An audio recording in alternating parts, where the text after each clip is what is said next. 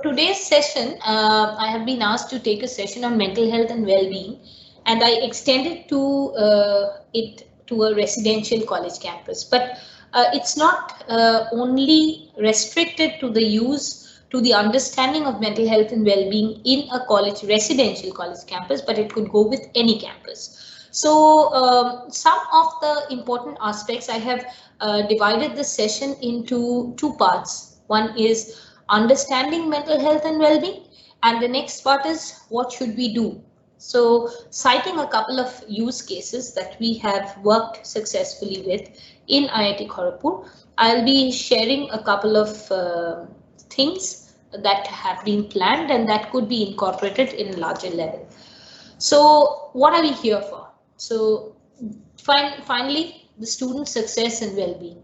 And there are different aspects that may add on to student success and well-being.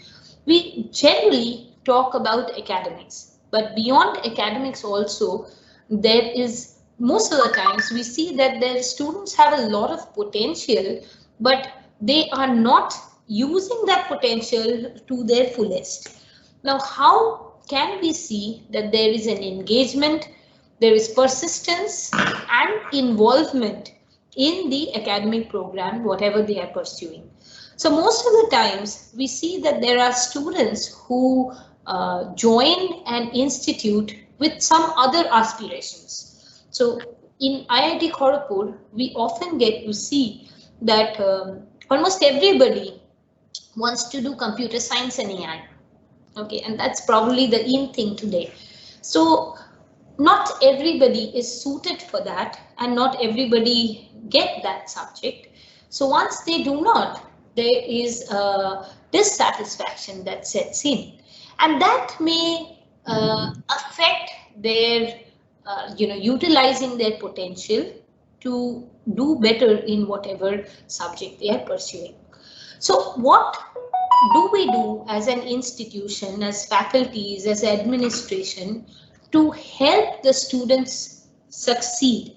And at the end of the day, that is what will give us, our benefit. So we have to, for an institution, the student success is what the institute stands upon.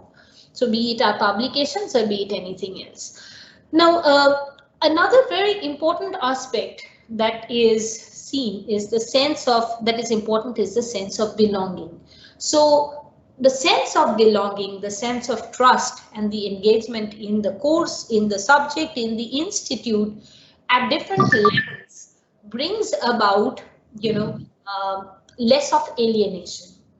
So this is when we're talking about students' well-being on campus, what affects well-being. So keeping in mind that we are efforts that an institution can take to bring about engagements, first we need to identify the problems that a student faces. So some of the complaints are students generally, of course, I'm not talking about the pandemic situations, but otherwise, students, when they come to an institution, it's an adjustment to a new place. So most of the times we see that they complain of place, food, climate, these climatic changes, room. I have to share a room. I am not used to this kind of food. I'm not used to this kind of language. And, so adapting and adjusting to a new place that causes stress, pressure to succeed with family expectations and culture shock. So, we often get to see that students they have come from different backgrounds, and there is a lot of family expectation. When we studied, most of our parents had no idea as to what we are studying and what was the campus scenario, placement scenario. But today, most of the parents are well aware of what CTC the friend got. So that's why, there's a lot of family expectations and pressure to succeed. One thing that most of the students come across is that there is this, I'm not the only good student here. There are a lot more like me. So this is one of the biggest issues that we face in IIT Kanpur, where there are many students who are good and who are excellent, who have excelled in their village, school, town,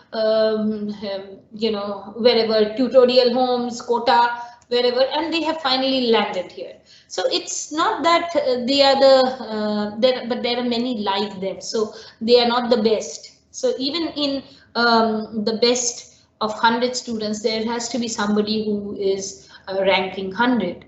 So it's tough to accept this, and sense of isolation because it's a new place, new subjects. In our country, most of the students getting into engineering colleges, I'm not sure if all the faculties attending this are from engineering colleges, but most of the students have very less idea about academics after class 12. So there are a lot of people in getting into engineering institutions because they've loved maths and physics. So I am not sure if you face the similar problem, but most of the times these students have no idea that engineering is not the same as maths and physics in school. So there's a shock, and adjusting to that is a problem. And many times these students do not know how to deal with the stressors. So if they have physiological symptoms, stomach upsets and backaches and headaches, which are very common with some stressor, they do not know how to deal with it. And so that it is an emotional stressor, it's tough to identify, for them to identify. So in our institute, we often see that in the first month, we have a lot of students going to the hospital. So that's our primary care unit, where there are a lot of students visiting the primary care unit with all kinds of complaints. But gradually, they get adapted and adjusted to the new life system. So some of the signs and symptoms of mental health, there are some students who do not get adjusted. Okay, and we often see them in graver forms happening, suddenly erupting out of nowhere after 2 years. It's important and imperative to identify these mental health signs when the person is not very ill. Okay, unfortunately, it's in our country, if somebody has mental health is a taboo. So if somebody has a fever, they will report to the primary health care center or go to a doctor or whoever. But if a person is having anxiety, there'll be 10 other people who will give them some lecture on not to have anxiety, but not suggest going to a specialist. So it is in most of the, because right now, MHRD has insisted on every institute having a counselor or a counseling center mandatory. Nevertheless, you will see that across the country, and this I have done a survey on mental health in the academic institutes, in the engineering institutes in the country, and we know that very few people happen to turn up in the counseling centers. With centers who have existed for a longer time, maybe the taboo and the stigma is less, but nevertheless, this is there overall in society, where even the elders, and I'm talking about family members and teachers and the like, would rather explain things than send the person to an expert. Unfortunately, what happens is over a period in time, this person starts deteriorating. For a student going to the specialized institute of vocational training, be it engineering, be it medical science, the time, because of the semester system, the time is very low, very less. So unless, if there is a drop in a semester, that adds on as a burden in the next semester, and so on and so forth. So even if it's not identified, if a mental health symptom is not identified and checked initially, it will multiply, it will go up in accumulations in the latter periods, and then it becomes very tough to get the student out. I'll just share two case studies. One of a 21-year-old boy. This I am talking of real-time experiences. Okay, so this is not a figment of imagination. So a 21-year-old boy not sleeping, talking a lot, buying a lot of things, fighting with friends, walking around aimlessly, not attending classes, says he has a lot of energy, can do a lot of inventions, new inventions. He is well known across the world. He has written to conferences, publishing papers. He's someone great, has a lot of power, and people are trying to harm him. Now, how would this person be taken by others? ये थोड़ा crazy है. अरे क्या समझता है अपने आप को? But the problem is that most of the times these mental health issues which are being manifested clearly are not addressed. In fact, the case that I'm talking about was ill for a long time and did not get the symptoms did not get addressed until it was people started feeling that he might do something reckless and harm himself. So this is one case. The other, 21-year-old boy does not talk to anybody, does not go outside his room, prefers to get food to the room instead of eating with others in the dining hall or mess. Room is always closed, and in fact for this guy the windows were covered with newspapers so that no light could come in. Room was dirty. Most of the time this boy survived on kurkure and chips. When we entered his room, he hadn't come out of the room other than going out to the washroom for more than 6 months. And he wasn't attending classes. He wasn't going to play with friends or even going to the dining hall to eat. Wasn't sleeping properly, crying often, and of course, as I said, doesn't attend classes. Now, this problem, is this a problem? Yes, but this also did not get noticed for a long time. Why? Because now most of the students are isolated and engaged in their own world, the world of social media. So it was unfortunate earlier when people used to interact in the corridors, and if anybody was not coming out of the room, they'd go and pull that person out. But in these cases, especially for the second one, nobody bothered, nobody looked into it. Now, where did we go wrong and where we should not go wrong? So there are different areas and connectivities for this boy. So where we should tap, we'll get into it. So some of the common student life stressors, as I mentioned, pressure to perform. Parents want the student to do well. Family, other expectations, but it's also not only parents' expectations, it is also person's own expectations and heightened aspirations. So that's again another important factor for the stressor. Growing competitiveness. So the number of students clearing public exams is increasing by the day, and so the problem is that the competition is also increasing because the number of jobs haven't increased in the similar proportion. Financial constraints. Many students who take loans to join an academic institute of repute, that becomes an issue, and relationship issues, of course. So because the students are growing up and they are looking forward towards the future, there are a lot of relationships that they build and break. So these act as stresses. Some of the other factors that are coming up right now as stresses are also the changes in the overall value judgments and personality of students.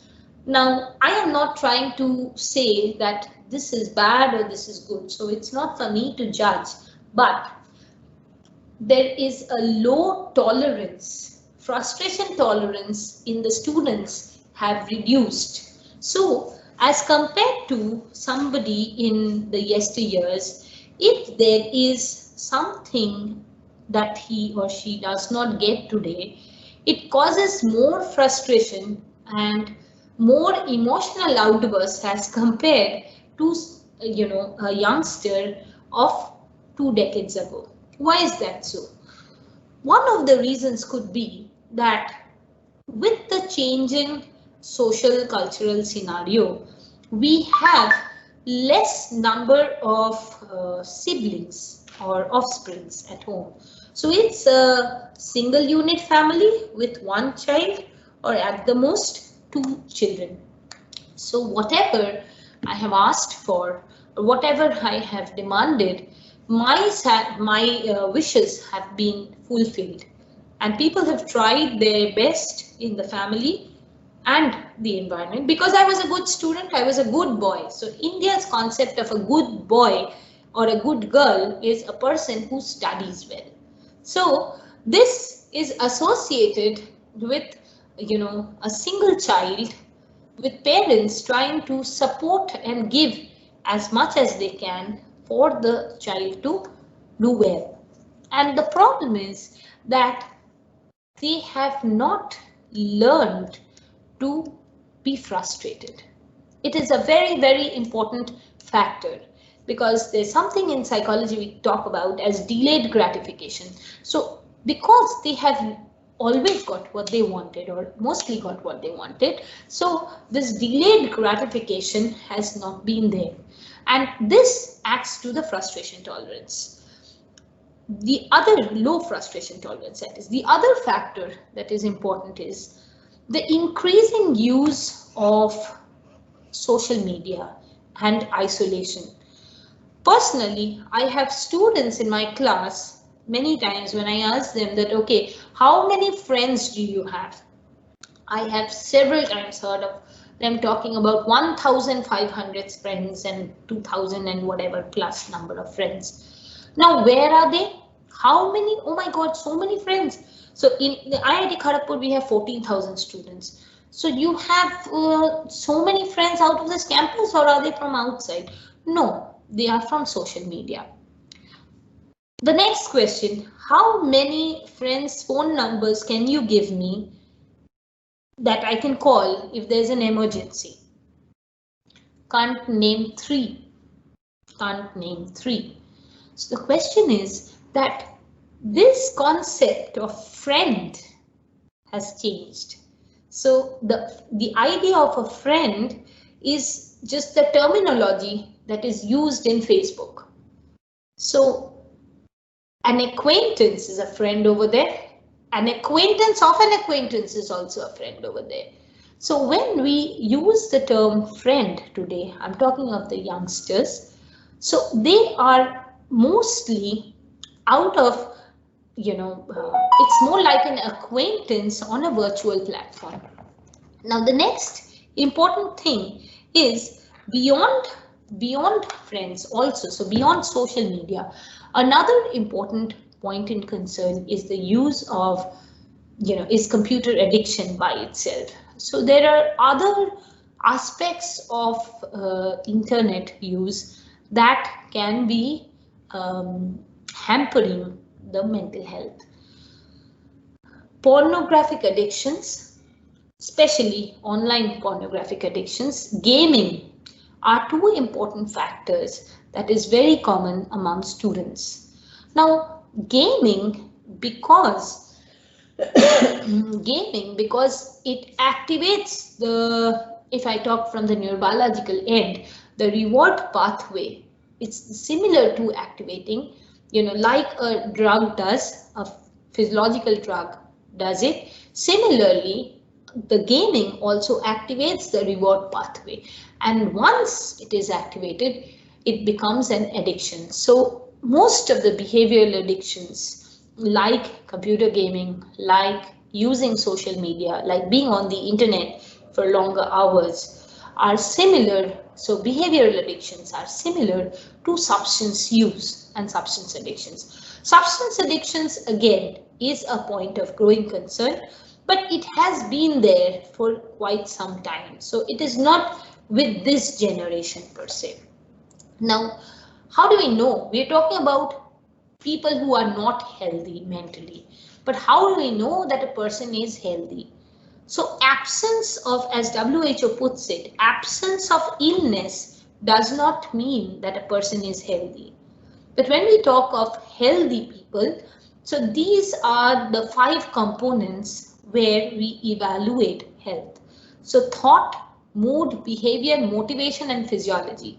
So are these all in a good interaction? Are these are all interconnected systems. So are these all displaying a health concern or not? If it is a health concern in any of these, then the person is not healthy.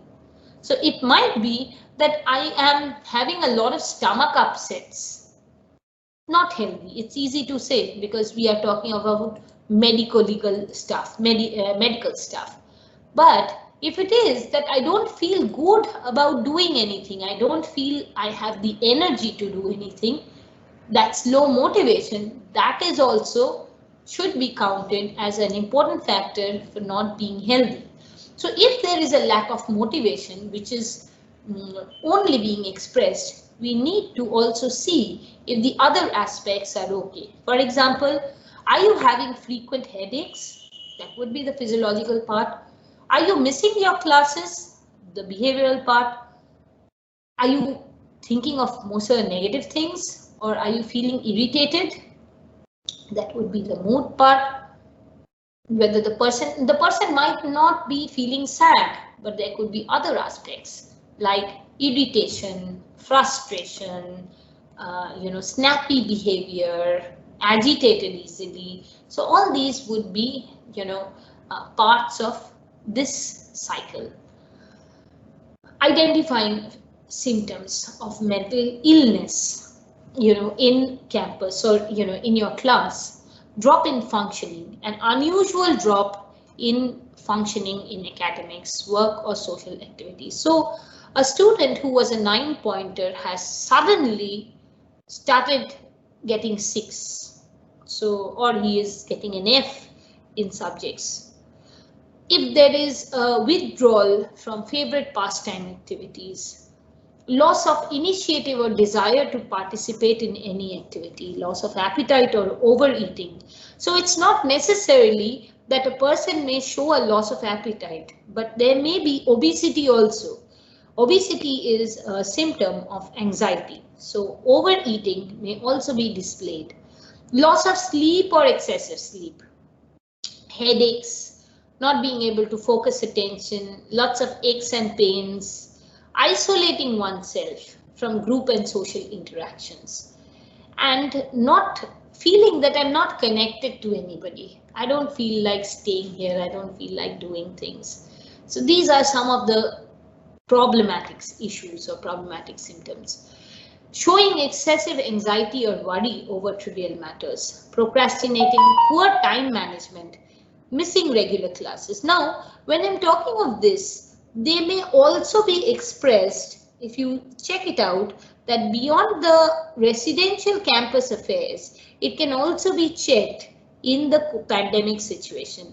Are there students you know of who are showing excessive anxiety, procrastinating, missing classes, suspicious, showing anger, rapid mood changes, problems in concentration and decision making?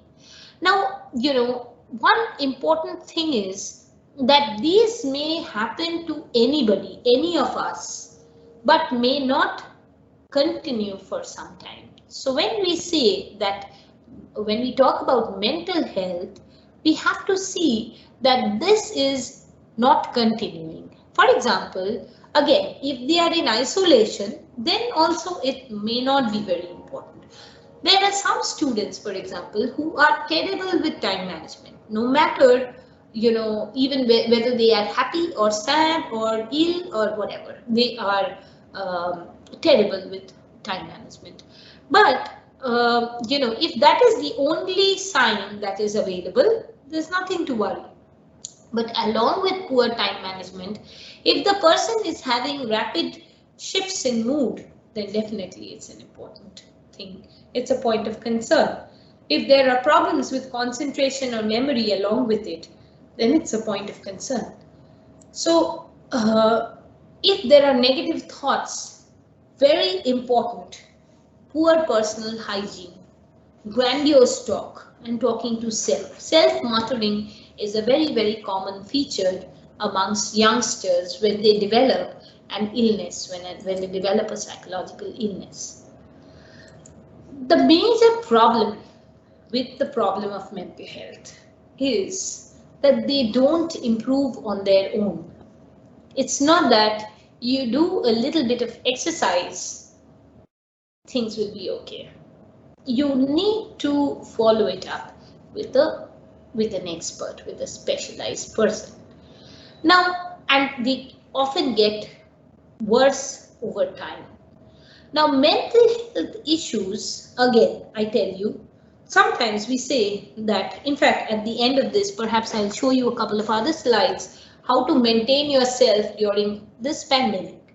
So, mental health issues, when we talk of mental health issues, we often talk about doing exercise and, maintaining your cardiovascular makeup.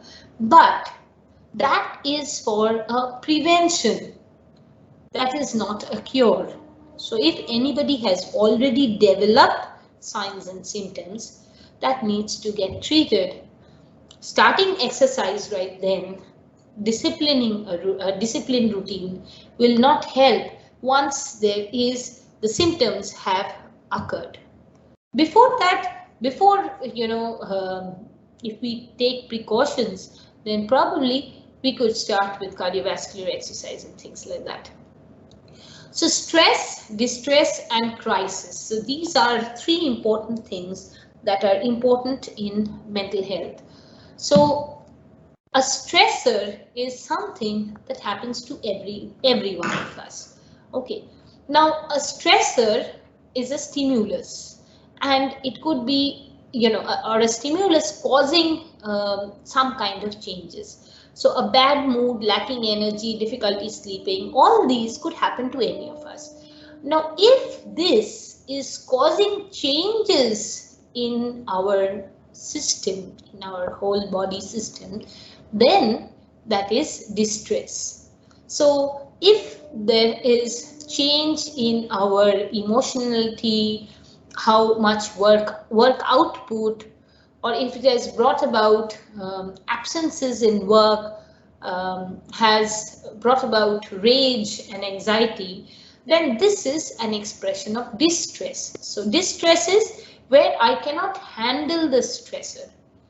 And when it goes beyond management, that's a crisis. So if there is somebody who is showing some symptoms which, like suicidal attempts, homicidal threats, uncontrollable rage, beating up people, or harming self, not culminating to suicide, but parasuicidal behavior. All these, especially, or depression, manic symptoms, all these are very, very important points of concern in a college setting. So crisis is a situation that we should take precautionary measures from. So anybody who is stressed may not be addressed, rather I should say that all people in stress may not be addressed. But when it is moving from stress to distress, we have to keep in mind that this is a point of concern. And crisis, once a situation has occurred, there has to be a system in place to take care of a crisis, and this is from an institutional setting. So it involves multiple channels. So it cannot be only with the faculty, but administration and other aspects. Now here I come to well-being in a residential campus, and here I will talk about an application.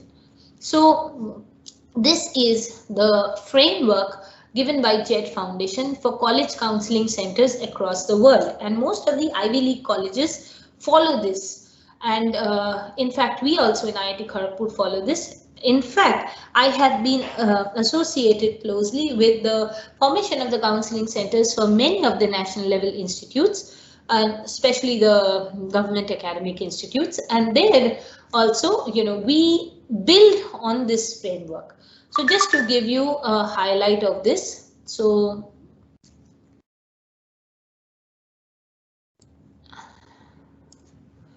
this is not only of counseling centers. So what exactly are the services that are offered or that can be offered? This is something that we offer in IIT Kharagpur, but I'll go beyond IIT Kharagpur. This is a part of these slides were presented in a Pan IIT workshop, where we actually structured how the counseling centers and the mental health programs should be, and that involved, so I was representing IIT Kharagpur, and this is the framework that we generally follow. So, so what are the services offered? So there is counseling and psychotherapy. There are psychiatric interventions. There's a crisis management group, and that's known as the Dean's Council. Okay. And counseling or psychotherapy can be offered to couple, group, individuals. When we talk of couples, there are a lot of research scholars who are married, but beyond that also they may be couple to romantic couples. Okay, recommendations and referrals to other institutes, higher institutes like NIMHANS or institutes in Kolkata, and outreach activities from the institute. For it's important to have a data management resource. So generally we use electronic medical record system and follow up for missed appointments with other entities, whether the person is going to class and things like that. So from where can you get in an administrative, in an academic institution? So from where can you get inputs about the student? So a student primarily is connected by several dots. Okay, so if we take the student, one information mostly comes from the academics. In academics, there are 3 units basically. So one is the peers, okay, peers, seniors of the department, faculty, and we have a faculty advisor, and ERP. ERP is the electronic record system that we maintain for all the academic details and the profile of the student.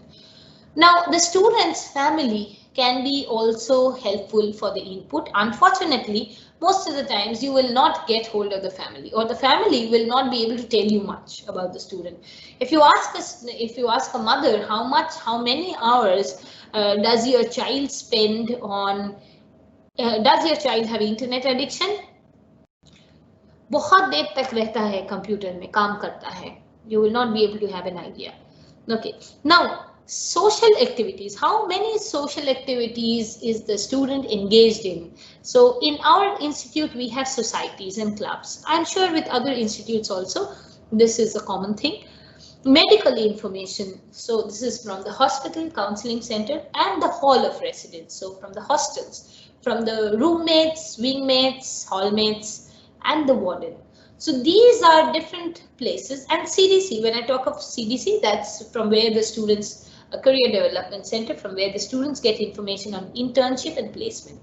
So any institute, so this is a profile of our institute's connections for the students, but it could be a similar profile or a different one for a student in your institute. And it's important to jot this down, because when we are wanting information from a student, the information has to be from different ends, whether he's playing games in the football field, whether he is going to a movie with friends, whether he is eating his lunch, whether he's going to classes, and whether he is active in other clubs and societies and so on. So there are lots of areas. So it is important to have information about the student from all ends. Obviously, it's important to mention here that nobody is trying to keep a tab on the student, on any student for that matter. But we need to be aware of how a student is doing only when there is a point of concern. But from before, if we have this platform ready or this profile ready, it's easy to find out. So coming to the students' involvement in well-being activities. So in an institute, most of the information about another student can be accessed from a peer or a senior student. A teacher, a family member will not be able to say much beyond, parents khana khata hai ya nahi, and faculties as to whether he is paying attention in class or not and things like that. Especially if you have a class of more than 100 students, that also becomes impossible.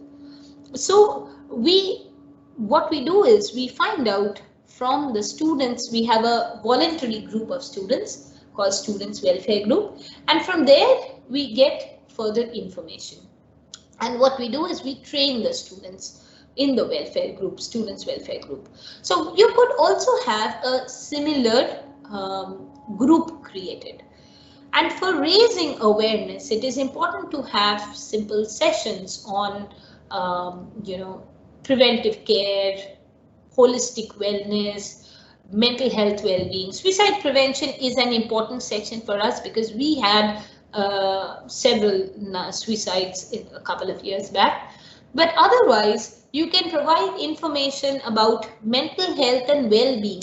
It's not always mental illness that is a concern, but it is also the mental health and positive well-being, about being happy, being involved, being engaged. So these can be how to increase your strengths, how to build on your strengths. So, there can be a group of students, and they are much better than us to promote such web-based modules. In fact, this is some of our web-based modules that I have just shared the links with, links on the slide. So beyond this, another very important aspect of mental health and well-being is sharing with the students the fundamentals about happiness. So we have a Science of Happiness Center, and it's not important that each institute have a Science of Happiness Center. I'm not here to promote IIT Kharagpur and what we have and what we don't have. But what I'm trying to do is share some things which can be incorporated within any institute.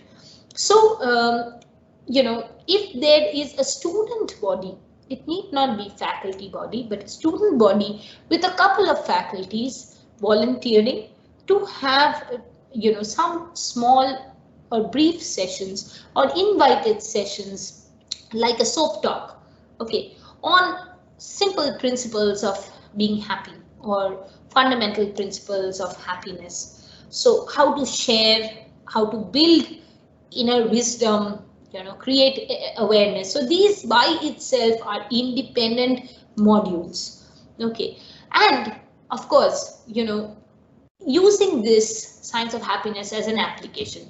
So maybe a kind of a group activity within the institute for, spreading happiness. So it need not be, technically termed as happiness, because I can tell you in technology institutes, nobody appreciates positive factors like happiness and smiling and things like that. Okay, so it would be a good idea to do something that is a cooperative activity, but sharing a concern, a common concern, how to stay happy or how to stay well during the pandemic. So sessions like that. Now, these are some points that can be introduced in the sessions. And of course, I'm talking of a regular academic life. I'm not talking of this uncanny situation that we are all undergoing in the last couple of months, last 1 year or more. So I'm not really aware how long this will be going on, but nevertheless, one day we all hope we'll get back to campus, and that these are important issues of concern. So far we have been talking about mental health of students, okay, but this is all in a real physical world. But in the pandemic era, how do we deal with stress? So this is these are some of the stressors that are present for students as well as us. So things have changed for students, virtual classes, stuck at home, low social contact with friends, no going out, group studies, movies, etc., no physical games. Worried about future plans, health anxieties, uncertainties about the progress of the pandemic, and likewise uncertainties regarding their life and their career. So similarly, all of us as faculties are also going through similar stresses. We have several deadlines, and now it is no more, the working hours have extended beyond say 7, 8, and we also have meetings at 9, 10 o'clock at night, and even classes, and the semesters have shortened, so it has added on to the stresses. Now that's a stressor for both the students as well as the faculties. Now one of the stresses that has initially, especially at the initiation of the pandemic, this was one of the stressors: misinformation and fake news. Now, though we are gradually accepting things, but we should still be cautious about misinformation. So it's not only about the virus, but also at this point, in the initial days, it was about spreading of the virus. Now it is more about the vaccine. So how early will the vaccine come, and how it will help us to eradicate all forms of the illness? There are a lot of misinformation and fake news about it as well. So we need to reduce on certain things. Now this is operational not only for students but also for us. So limiting our media consumption and building on critical skills, as in, why have they made this news? So I'm specifically talking about news content. Okay, so is this news, analyze if this news is against something or someone. Are they trying to get a reaction from me? And notice, this is very, very important. If the news is making you angry, scared, or smug, so is it because is the news really changing your psychological makeup? Now this is very, very important as of now, with our window to the world primarily being media. So because there is lack of physical connections, so we are relying entirely on media. Now sometimes that can be good, but over information may be bad as well.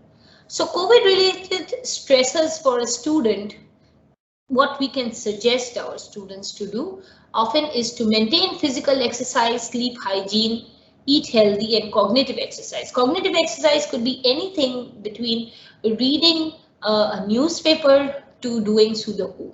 It need not always be academics. And finding ways to focus, especially for the students who have just joined first year or students who are going to leave. There's an uncertainty, more uncertainty. So these students, and as a psychologist, I can tell you, from the kinds of complaints that I have to refer to even outside the institute, mostly are because of the uncertainty. With elders, of course, we faculties have the advantage of we are not at the risk of losing our jobs as most of the other people in the corporate are, but there are mostly the uncertainty related with COVID has damaged self-care. So this is something that we need to address.